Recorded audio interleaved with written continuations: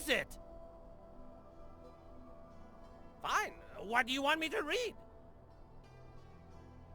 I can't see your weapon. Maybe consider holding it in your hand.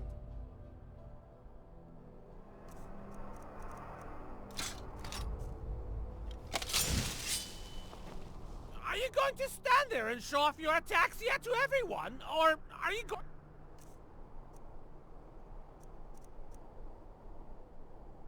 to purchase a potion of cure disease?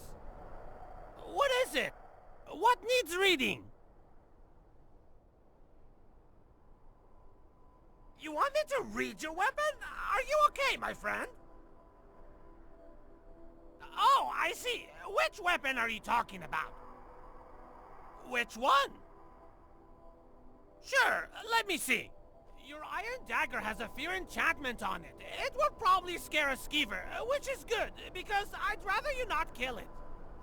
The engraving on this iron dagger reads, "Do not take from table." Well, that is rather specific.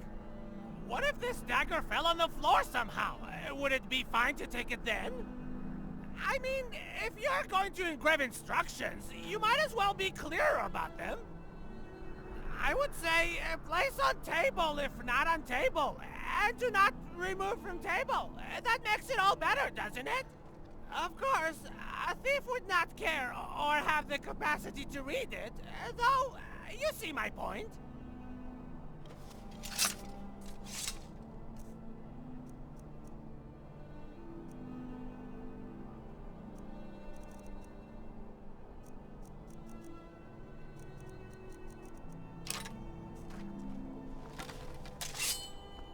There will be no more pickpocketing for your Ataxia-infected fingers.